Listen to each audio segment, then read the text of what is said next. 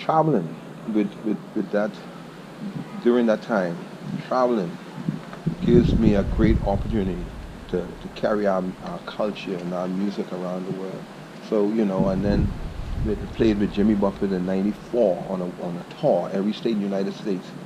And, and when you Google fruitcakes on tours, Google fruitcakes on tours, you'll see I was like slim like you then, arguing.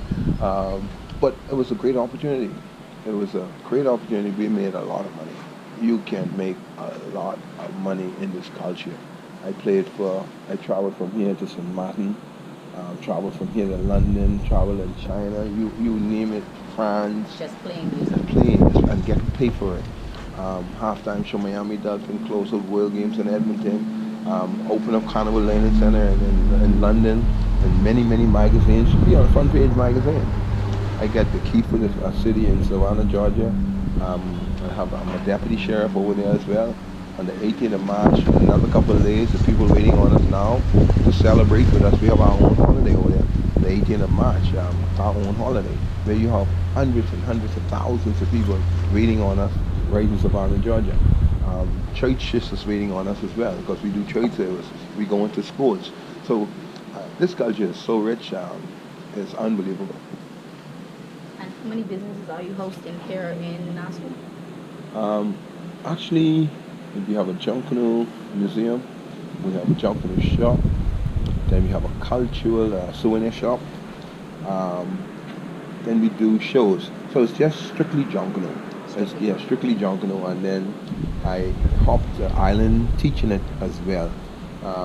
For minimum fee. Sometimes I just do it free. I do it free, but the older I get, I need a little more help because we did this from the love all our life, from the love of it, and a lot of people take advantage of situations when they see you free-handed. So even though I want to teach it, but a lot of people come and use it the wrong way. All right, so there again, because Junkanoo is a money machine. Junkanoo is a money machine. It's entertaining. All right, we entertain. We play for kings and queens and stars and you name it. And so if people hear you saying what I'm saying right now, so they come and learn it, and they abuse it. That's the right word. They abuse it, and by abusing it, they push you on the side. They push you on the side, and it's all about them.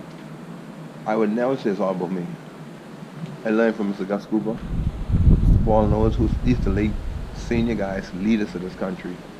Mr. Jackson Burnside, Mr. Freddie Money still living, Mr. Ronerson still living, um, Zaya Thompson still living, and so many of them.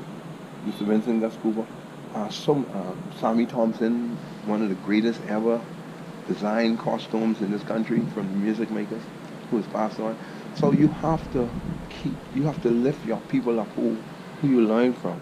There's no way I could say I do all of this and didn't share what I learned from them. That would be a disservice to those people in my culture. Going back now again, you created your own group, Jumping Group, Barabbas and the Tribe. Well, I'm the founder. Before that, I'm the founder of Roots Jumping Group, which was right here in this yard. Okay. I am the founder of Roots Jumping Group. We broke off from the Wally since we were winning so much, and then I saw Junkanoo could reach into the community, so I tried to deal with it a different way. But dealing with Roots Junkanoo Group, um, we was only focusing on beating the Saxons in the Wally. And when I showed them that this thing called Junkanoo can touch young men and women and change their lives, and that's so they didn't understand that. So it take one or two persons to die. Even the late Joey, Joey and Nathan, they were very close to me. When you see their past, they had some of the one of the best junk in the front, and I must say that's your father. I'm speaking about one of the best bass drummers you will want to see. The first man carry a cow skin drum, which is a washer. No one else could have taken that around Bay Street. First man. And matter of fact, I had that drum in my museum, and it was a little museum. I started small. I preserved that drum. Uh, Small, tiny little fella, but one of the strongest drum. I remember back in the, I will go back in the 90s, early 90s. I took Joey with me to, sorry, I jumped. I took It's Joey okay. with me to Jamaica because he used to work to the airport. He said, man, they all call me daddy. Man, dad, let me go with you. I can help you bring some of these bags back. And this is how this cowskin get to town. This cowskin drum. And he was determined to bring cowskin out to Jamaica. I said, Joey, this is too heavy. It's going to cost us too much money. This is too... And he want to beat his drum with this cowskin. And lo and behold, he brought two of those cowskins from Jamaica. And we heard them drums, and the sound came out of them drums. And anybody who listening to this tape right now, if they could show me a drum before with a cowskin before 1990, then I would say he was in the voice. But Joey was the first loudest bass drummer we had in the Bahamas. And Barabbas and the Tribe group were the first group to carry that bass and carry that to the bass street with different beats. And as we were smaller, but we were very strong. And a lot of people now using that same cowskin for backline. So this is very interesting. Very interesting. Okay, so you say you give back to your communities. How often you say you do that? Every year, from Every year. we started roots jumping the group really for 30 years now. We work with Sir David Knowles, Michelle Kalma, Center for the Deaf, Ability is Unlimited, Stapleton School, even the children to the hospital. We when we were Barabbas in the tribe really. I took the young boys with a lot of energy, and I asked them to help me take some of that energy and let's go feed the elderly folks. So what we would have done, take the elderly folks from Princess Rogers Homes and the Unity House and so forth, carry them food every Saturday because we would have rushed the breezes. We had breezes would have say, all right, if we have buffet on Friday.